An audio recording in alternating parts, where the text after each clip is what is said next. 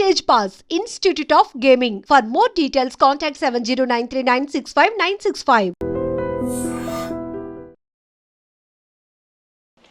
గురుగారు, భగవంతుడు ఇప్పుడు ఇన్ని రూపాల్లో ఉన్నాడు. శివుడైనా విష్ణువైనా భేదమే లేదు. కానీ విష్ణుమూర్తి అవతారాలలోనే కొన్ని అవతారాలలో, దశావతారాలలో రాముడు కృష్ణుడు కూడా ఆయన అవతారమే. కానీ వాళ్ళు దేవుళ్ళు కాదు, మానవులు. వాళ్ళు దేవుళ్ళు అనకూడదు, ధర్మానికి ప్రతిరూపాలుగా మనం భావించాలి అని అంటూ ఉంటారు. దాన్ని ఎలా తీసుకోవచ్చు అంటారు? ఇది ఒక పెద్ద సమస్య అని చెప్పాను కదా. ఈ పెద్ద ఎవడికి వాడు మేధావి అయిపోవడం వల్ల వచ్చిన పని. భగవంతుడు శ్రీ మహావిష్ణువు 22 అవతారాలు ఎత్తాడు. ఎన్ని? 22. ఈ 22లో 21 అవతారాలు అంశావతారాలు అంటారు. ఒక్క అవతారం పరిపూర్ణ అవతారం.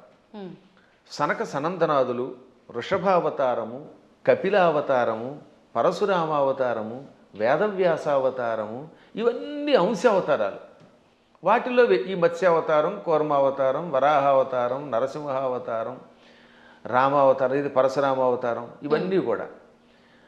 ఒక్క కృష్ణుడు మాత్రం సంపూర్ణ అవతారం. కాబట్టి అందరూ అనుకున్నట్టుగా 10 కాదు అవతారాలు.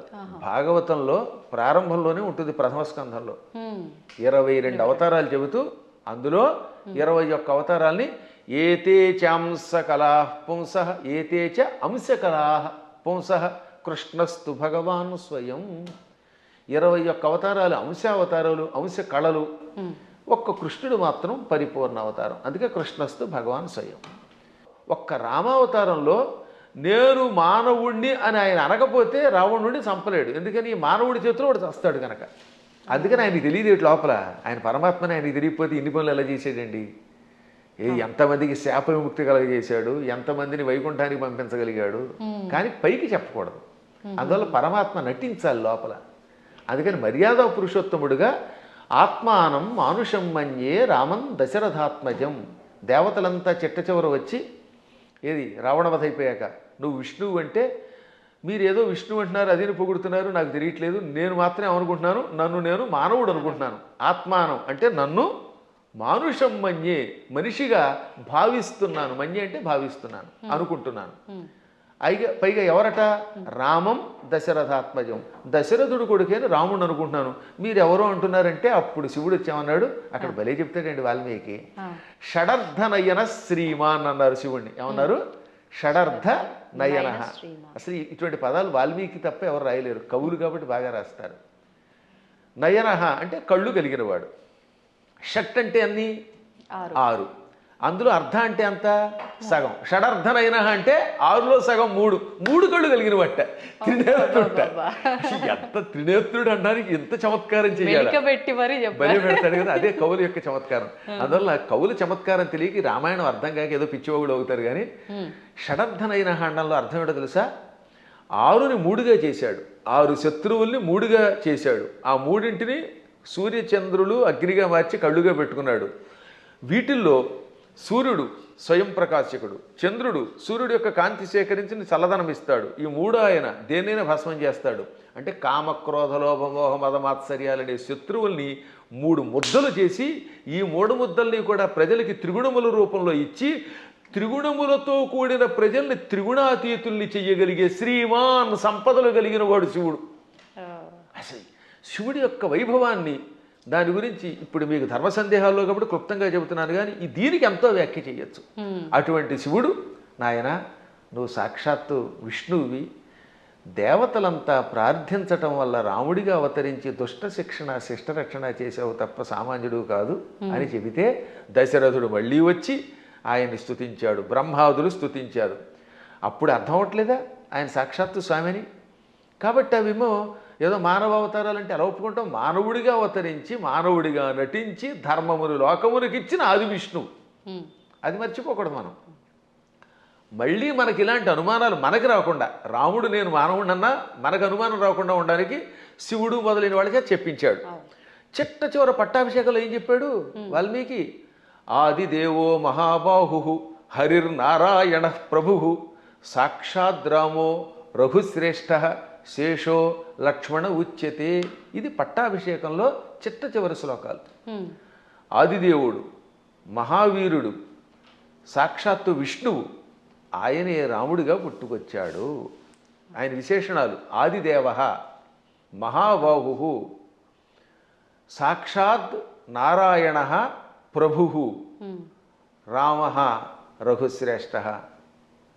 ఎన్ని విశేషణాలు చూడండి. మళ్ళీ మళ్ళీ ఆ శ్లోకాలు ఒకటి 2 సార్లు వినాలి. ఆదిదేవో మహాబాహురు హరిరి నారాయణ ప్రభు సాక్షాత్ రామ రఘుశ్రేష్ఠ. ఆదిదేవుడు, మహాబాహుడు అంటే పరాక్రమవంతుడు, హరి నారాయణుడు సమస్త లోకాలకి ప్రభువు, ఆయనే సాక్షాత్తు రాముడు. శేష లక్ష్మణ ఉచ్యతే, ఆదిశేషుడే లక్ష్మణుడు అని పిలువబడ్డాడు. కాబట్టి ఇంకెక్కడ స్పష్టమైపోయిందా? అయినా సరే రాముడు కాదు ఉట్టి మనిషే అంటాడు అనుకోండి, అది వాడి కర్మ. గడ్డి పరకలు తినేవాళ్ళు అలాంటి మాటలు మాట్లాడతారు, అజ్ఞానంతో మాట్లాడేవాళ్ళు అలా మాట్లాడతారు.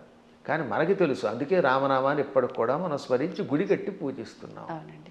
అందువల్ల ఆయన ఏం చేశాడు, ఎలా చేశాడో తెలుసుకోవాలి, రాముడిలాగా నడుచుకోవడానికి ప్రయత్నించాలి. ఇంకా కృష్ణుడు చెప్పడమే ప్రారంభంలోనే విశ్వరూపంతో పుట్టుకొచ్చాడు. అసలు పుట్టడమే విశ్వరూపం. ఆ తర్వాత వెళ్ళి చిన్నపిల్లవాడు ఎన్నో లీలలు, అణువణువునా లీలలే. ఎన్ని చూపించాడో లీలలు లెక్కలేదు. ఒకసారి ఏమో మామూలుగా నేను చిన్నపిల్లాడిని అంటాడు, నాకు పెద్దవాళ్ళు మీరు దండం పెట్టడం ఏమిటంటాడు అని వెంటనే గోవర్ధన పర్వతం ఎత్తుతాడు. ఇది అక్రూరుడు వచ్చాడులేండి. అక్రూరుడు రాగానే, అక్రూరా నేను 8 ఏళ్ల బాలుణ్ణి, నువ్వేమో 40 ఏళ్లవాడివి, నువ్వు పెద్దవాడివి, నాకు నమస్కారం చేయటం ఏమిటి అనగానే కాసేపు ఆయన భ్రమలో పడ్డాడు. వెంటనే వెళ్ళి యమునా నదిలో తన విశ్వరూపం చూపించాడు. వెంటనే తాను మరిచిపోయి స్తోత్రం చేసి, నేను పెద్దాడిని ఏంటి, నువ్వు పిల్లవాడు ఏమిటి, సమస్త లోకాలకి నువ్వే తండ్రి బాబోయ్ అన్నాడు ఆయన. ఇన్ని లీలలు చూపించిన పరమాత్ముడు. ఇటువంటి వాళ్ళు మనుషులు అంటే ఆ అన్నవాళ్ళ యొక్క విచక్షణ వదిలేయాలి తప్ప ఇంక మనం ఏం అనలేమంతే.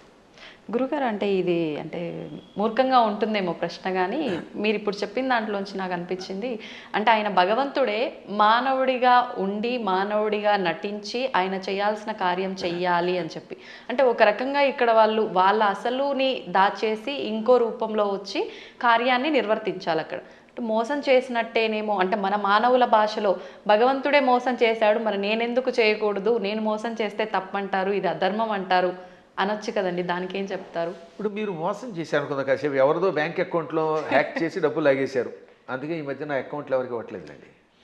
ఇప్పుడు ఇచ్చిన డబ్బుని మళ్ళీ మీరు రెట్టింపు ఇవ్వగలరా? కానీ శ్రీకృష్ణ పరమాత్ముడు కాసేపు మానవుడిలా నటించి కాసేపు మాయ చేశాడు. ఆ తర్వాత వాళ్ళని తీసుకెళ్ళి రక్షించాడు లేదా? వాళ్ళ గురువు గారిని కాసేపు నేను సామాన్య బాలుణ్ణి అన్నట్టుగా నటింపజేసి కాసేపు మాయపుచ్చాడు. వాళ్ళ అబ్బాయిని బతికించాడు లేదా? అలాగే గోపాలకులంతా ఉన్నారు అక్కడ, వాళ్ళందరి దగ్గర కాసేపు చిన్నపిల్లాడిలాగా మాయపుచ్చాడు. కానీ కష్టం రాగానే ఇంద్రయాగం ఆపేసిన వెంటనే ఇంద్రుడు వర్షం కురిపించాడు హోరాత్రులు, అవునా? ఆ సమయంలో గోవర్ధన పర్వతాన్ని కుడి చేత్తో పైకెత్తి వాళ్ళని రక్షించాడు లేదా? చిటికిన వేలుతో ఎత్తలేదు, చిటికిన వేలు, ఇంకేదో బొటన వేలు, వాడి మొహం, ఇలాంటివన్నీ ఎవడికి తోచింది వాడు చెప్తాడు. కరేణైకేన అన్నారు, అంటే ఒక చేత్తో, అది కూడా దక్షిణ హస్తేన 2 సార్లు వ్యాసుడు రాశాడు. తెలుగులో కూడా గోవర్ధన గిరి ఎత్తెన్ చక్క నొక్క కేలన్ లేలన్ అని పోతన గారు అనువాదం చేశాడు. మళ్ళీ అది ఏ చెయ్యో మనకు తెలియదు కదా, అందుకని తర్వాత పద్యంలో వలకేలదాల్చి అంటే కుడి చేత్తో ఎత్తి విపుల ఛత్రంబుగా బట్టి అన్నాడు, చేత్తో ఎత్తాడు ఆయన. పర్వతాన్ని 7 రోజులు ఎవరెత్తగలరు? అప్పుడు వాళ్ళకి అర్థమైందా లేదా? కాబట్టి పరమాత్ముడు ఎప్పుడు నేను పరమాత్ముడిని భూలోకంలో ఉన్నప్పుడు చూపిస్తే తన లీలలు, అప్పుడు అవతల వాళ్ళు ఈయంతో సన్నిహితంగా మెలగలేరు. ఇప్పుడు మీ పై ఆఫీసర్ ఎప్పుడు స్ట్రిక్ట్గా నేను ఆఫీసర్ అని కూర్చుంటే మీరు ఏం ఉద్యోగం చేస్తారు? ఈ దిక్కుమాలాడు శాడిస్ట్ దొరికాడు అంటారా లేదా? అంటారండి. ఏడిపించేస్తే మీకు స్వేచ్ఛ ఇవ్వాలి. అందువల్ల ఆఫీసర్, బహుశా మీదైనా ఆఫీస్ అనుకుంటున్నాను, నాకు తెలియదు అది. ఒకవేళ ఇతరుల దగ్గర ఉద్యోగం చేస్తే ఆ ఉద్యోగం చేసినంతసేపు అవతల వాడు ప్రేమగా చూడాలి. ఇప్పుడు నా దగ్గర చాలామంది పనిచేస్తున్నారు, అర్చకులు పనిచేస్తున్నారు. నాతో పాటు మీరు చూశారు కదా, నాతో పాటు ఓ సహాయకుడు వస్తాడు రాజు, మా అర్చకులు సాయి మనోజ్ కానీ లేకపోతే పవన్ శర్మ కానీ, వీళ్ళు నన్ను ప్రేమగా తండ్రిలా భావించి కూడా ఉంటున్నారు కాబట్టి ఎంత హాయిగా ఉంటున్నారు. వాళ్ళు ఎందుకు ఖర్చు పెట్టారు, ఎలా చేశారు నేను అడగను. అప్పుడు వాళ్ళు ఇంకా నిజాయితీగా ఉంటారు. అవునండి. ఇంట్లో వంటకి మాకు చిన్నప్పుడు ఒక ఆయన ఉండేవాడు, ఒక హౌస్లో ఉండేవాళ్ళండి. ఆయన కోటీశ్వరుడు, బంగారపు అధిపతి. వంట ఆవిడకి వేరుశనగ గుళ్ళు ఇచ్చి ఎన్ని గుళ్ళు ఖర్చు పెట్టేవని వాడు ఆయన. ఎన్ని గ్రాములు కాదు, 100 గింజలు ఇచ్చి ఈ పూటకి 10 గింజలు, రేపు మళ్ళీ పోపులో 10 గింజలు, 10 మినప గింజలు, 10 శనగ గింజలు ఉన్నారు. అయ్యో మీ అదృష్టం వల్ల మీకు మంచివాళ్ళు దొరుకుతున్నారమ్మా, నాబోటి వాళ్ళు మహానుభావులు దొరుకుతారు కాబట్టి మీకు తెలియట్లేదు. కానీ బయట ఇలాంటి పిసినగొట్లే ఎక్కువ మంది ఉన్నారు. కాబట్టి ఎందుకు చెప్తానంటే ఈ లెక్కలన్నీ అడిగితే ఆ వంట ఆవిడ ఇంట్లో పని చేయగలదా? అస్సలు చేయలేదు. ఆఫీసర్ల దగ్గర మనం ఉద్యోగం చేయగలమా? అందువల్ల ఏమవుతానమాట వాళ్ళు బిగుసుకుపోయి స్ట్రిక్ట్గా ఉండి అనుక్షణం ఏడిపిస్తే మనం చేయలేము. అందుకని పరమాత్మ స్నేహితుడిగా, కొడుకుగా, కొన్ని చోట్ల తండ్రిగా, కొన్ని చోట్ల మిత్రుడిగా, కొంతమందికి భర్తగా, మరికొంతమందికి ఇంకో రకంగా ఇన్ని రకాలుగా నటించి వాళ్ళల్లో ఒకడై సామాన్యుడిలో ఉన్నాడు. అది ప్రేమగా వాళ్ళతో నటించడం తప్ప మోసం చేయటం కాదు. అలా వాళ్ళతో ప్రేమగా ఉండి వాళ్ళ చేత సేవ చేయించుకుంటూ లేక తాను సేవ చేస్తూ కష్టాలు వచ్చినప్పుడు కష్టాలు తొలగించి కొందరికి మోక్షం ఇచ్చి కొందరికి సంపదించి కాపాడాడు. ఇప్పుడు కుచేలుడు ఉన్నాడు. కుచేలుడికి అడగకుండానే ఇక్కడ నుంచే ఇళ్ళు పంపాడు. స్థలం కొనలేదు, రిజిస్ట్రేషన్ లేదు, మున్సిపాలిటీ వాళ్ళకి ప్లాన్ అప్రూవల్కి పంపడం లేదు. కుచేలుడి దగ్గర గుప్పుడు అడుగులు తినగానే అక్కడ ఆయన ఇంట్లో కుచేలుడి యొక్క నగరాన్ని ఇప్పుడు పోరుబందర్ అంటారు. గాంధీ గారి కుటుంబానికి దగ్గరలోనే ఉంటుంది అది, ఆ ఆలయం ఎప్పటికి కూడా. అది కుచేలుడి ఇల్లు. 7 అంతస్తుల బిల్డింగ్ ఇచ్చేసాడు. అలా ఇవ్వగలిగితే అప్పుడు మనం చెయ్యాలి. అందువల్ల మనం మోసం చెయ్యడం ఎలాగా అనేది కథల్లో నేర్చుకుంటున్నాం, కానీ ప్రేమ చూపించడం, మహిమలు చూపించడం నేర్చుకోవట్లేదు. కాబట్టి శ్రీకృష్ణ పరమాత్ముడు చేసినట్టుగా మనం ఎక్కడ చేయగలుగుతాం? 16,000 మంది రాజకన్యకల్ని నరకాసురుడు జైల్లో పెట్టి హింసించి మానభంగం చేసి ఏడిపించాడు. పాపం దిక్కు లేకుండా అయిపోయారు. ఆ నరకాసురుడిని చంపాడు. చంపగానే ఆ చెరసాల్లో ఉన్న వాళ్ళంతా బయటకు వచ్చారు. ఇంటికి వెడితే మమ్మల్ని ఆదరించేవాళ్ళు లేరు. కొంతమందిని భర్తల్ని చంపి పట్టుకొచ్చాడు, తల్లిదండ్రులను చంపి కొంతమందిని పట్టుకొచ్చాడు. ఇలా రకరకాలుగా తీసుకొచ్చాడు, అత్యాచారం చేశాడు. ఇప్పుడు ఇంటికి వెళ్తే ఎవరు ఆదరిస్తారు? భర్తలా రానివ్వరు, తల్లిదండ్రులు ఉన్నారో లేదో తెలియదు, మాకు గౌరవం ఉండదు సంఘంలో. అందుకని మమ్మల్ని రక్షించమని మనస్సులో కోరుకుంటే ఈ 16,000 మందిని ఒకేసారి 16,000 మంటపాలు కట్టించి, 16,000 పెళ్లి మంటపాలు, వేదికలు కట్టించి 16,000 మంది మెడలో ఒకేసారి 16,000 రూపములతో మంగళసూత్రం కట్టి పెళ్లి చేసుకున్నాడు. ఇలా చేయమని చూద్దామన్నా? నువ్వు కృష్ణుడిలాగా 16,000 మందిని పెళ్లి చేసుకుంటానంటే 16,000 మందికి ఒకేసారి తాళి కట్టగలవా? ఇన్ని మంటపాలు ఒకేసారి ఏర్పాటు చేయగలవా? అందరి ఇళ్లలో ఉండగలవా? వాళ్ళందరినీ ఇలా గౌరవంతో కాపాడగలవా? చేయలేవు నీ మొహం. అందువల్ల కృష్ణుడితో పోల్చుకోవాలంటే నీ లెవెల్ అలా ఉండాలి. ఇంకొక విషయం చెప్పాలి ఇక్కడ. ఒక రోజున నారదుడు అంతటి వాడికి అనుమానం వచ్చింది. ఇందులో భాగవతంలోనే, మళ్ళీ ఇంకో పురాణం కాదు, భాగవతంలోనే ఒక రోజున నారదునికి కృష్ణుడి మీద అనుమానం వచ్చింది. ఏది ఇంత నిత్యం నారాయణ అని ఆయనకు కూడా మాయ. ఇదే మాయ అంటే. ఇప్పుడు మీరు నా ఎదురుగుండా కూర్చున్నా మీరు అప్పుడప్పుడు నన్ను కూడా సామాన్యుడని ఎలా మాయలో పడిపోతూ ఉంటారో అలాగా కృష్ణ పరమాత్ముడి నామస్మరణం చేసే నారదుడు కూడా కృష్ణుడిని సామాన్యుడు కదా, ఇంతమంది భార్యలతో ఎలా వేగుతున్నాడు, 16,108 మందితో ఎలా వేగుతున్నాడు పరిశీలించాలనిపించింది. ఇది మాయ అంటారు దీన్ని. అందుకని వెంటనే ముందు ఏం చేశాడు, రుక్మిణీ మాత ఇంటికి వెళ్ళాడు. రుక్మిణీదేవి ఇంట్లో ఇద్దరు రుక్మిణీదేవి గదిలో ఒక మంచం మీద కూర్చొని సరదాగా పాచికలు ఆడుకుంటున్నారు, జోదం ఆడుకుంటున్నారు. రావోయ్ నారద అన్నాడు ఆయన. ఓ నమస్కారం చేసి, ఇప్పుడు రుక్మిణి దగ్గర ఉన్నాడు కదా, ఇక్కడ నుంచి రెండో భార్య జాంబవతి దగ్గరికి వెడదాం. రెండో ఆవిడ జాంబవతి, 3 సత్యభామ.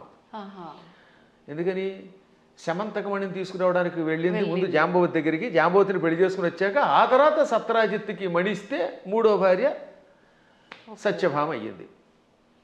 ఇప్పుడు ఏం చేశాడు, రెండో భార్య దగ్గరికి వెళ్ళాడు. అక్కడ కృష్ణుడు కనపడలేదు, జాంబవతి కనపడింది. అమ్మ జాంబవతి, ఈ కృష్ణుడు ఉన్నాడే ఆ రుక్మిణి దగ్గర అనేదో చెప్పబోతూ ఉంటే, ఏమిటి మహర్షి చెబుతున్నారు మా ఆవిడికి అని ఆవిడ పక్క నుంచి వచ్చేసాడు ఈయన. మా ఆయన ఇప్పటిదాకా నా పక్కనే ఉన్నాడు, నాకు జడేస్తున్నాడు, నువ్వేదో రుక్మిణి అంటున్నావు ఏమిటంది. అబ్బాయి లేదమ్మా, రుక్మిణి దగ్గరికి వెళ్లకుండా నీ దగ్గరికి వచ్చాడని చెప్పబోతున్నానని మాట మార్చి ఇక్కడి నుంచి సత్యభామ దగ్గరికి వెళ్ళాడు. అమ్మ సత్యభామ, నీకెన్ని కష్టాలు వచ్చాయి అనబోతూ ఉండగా, సత్యభామ ఏం కష్టాలు వచ్చాయి, మా ఆయన నాకు వంట చేసి పెడుతున్నాడు అండి. ఆ లోపల వంట చేసి పెడుతున్నాడు. ఇలా ఈయన రుక్మిణి, జాంబవతి, సత్యభామ, కాళింది, నాగ్నజితి, లక్షణ, సుదంత, భద్ర, ఈ 8 మంది పట్టమహిషులు, ఇంకా మిగిలిన 16,100 మంది, ఈ 8తో కలిసి 16,108. అందరి పేర్లు చెప్తాను, ఓ ఏడాది పడుతుంది మరి మీకు రాసుకోగలనండి వరసగా. వాళ్ళందరి పేర్లు నాకు తెలుసు, కంఠస్థం కూడా చేశాను. ఎవరికైనా ఓపిక ఉంటే ఓ ఎపిసోడ్ అంతా వాళ్ళ పేర్లు అలా చెప్పుకుంటూ వెళ్ళిపోతాను. ఒక్కొక్కళ్ళ పేర్లు 2 సుకేసిని, కేసిని, మంజస, సమంజస, పుంజస, ఇలా రకరకాల పేర్లు కొన్ని రిపీట్ అవుతూ ఉంటే కొద్ది తేడా ఉంటాయి. ఇంతమంది ఇళ్లల్లోనూ ఈ నారదుడు వెళ్ళడం, ఒక ఇంట్లో పాలు పితుకుతూ, ఓ చోట పాయసం చేస్తూ, ఓ చోట కాళ్ళు ఒత్తుతూ, ఓ చోట ఏమో ఇంకోటి చేస్తూ, ఓ చోట ఏమో ఇల్లు తుడుస్తూ, ఓ చోట సరదాగా ఆడుతూ పాచికలు ఆడుతూ, ఓ చోట ఏమో ఇంకో బంతి ఆడుతూ, అన్ని చోట్ల కనబడ్డాడు. పిచ్చెక్కిపోయింది నారదునికి. అంతే కదా మరి. ఇది భాగవతంలో నారదుడు కృష్ణుని పరీక్షించుట అనే ఘట్టంతో రాశారు భాగవతంలో. అప్పుడు ఆయనకి జ్ఞానోదయమై, నేను నిరంతర హరినామస్మరణం చేసిన వాడిని, నారాయణుడు సర్వాంతర్యామని తెలుసు. అసలు విష్ణు అనే శబ్దం మనకు అర్థం ఏమిటి? వ్యాపకశీలత్వాత్ విష్ణు, అంతటా వ్యాపించి నిండి ఉన్నవాడు గనక విష్ణు అని పేరు. ఆయన భక్తుణ్ణి ఆయన ఎక్కడున్నాడు, అక్కడున్నాడా లేదా అని పరిశీలించడం ఏమిటి అని అజ్ఞానంలో పడ్డానని గ్రహించి వెంటనే కాళ్ళ మీద పడి స్తోత్రం చేస్తాడు. అంటే నారదునికే మాయ కలిగితే ఇక మనకి రావడంలో ఆశ్చర్యం ఉంది. కాబట్టి అన్ని చోట్ల ఉంటాడు ఆయన. ఆయన స్థాయిని మనతో పోల్చుకుని ఆయన ఎలా ప్రవర్తిద్దామంటే, పులిని చూసి నక్క వాతలు ఎట్టుకుంటే వాతలు మిగులుతాయి, ఉన్న చర్మం పోతుంది, కానీ పులి మచ్చలు రావు. తవ్వుతున్న శివలింగం సరే, దాన్ని అట్లా కప్పేసేయండి, చూపించదండి. కృష్ణ ఇస్ దేర్, మూర్తి పూజ కాదు, సాక్షాత్ బ్రజేంద్ర నందన భగవాన్ ఉన్నారు మూర్తిలో. ఏమీ ఆశించకుండా ఆరాధించే వాళ్ళు కూడా ఉన్నారా ప్రభుజీ? నిజమైన భక్తి అంటే మనకు తెలియదు కాబట్టి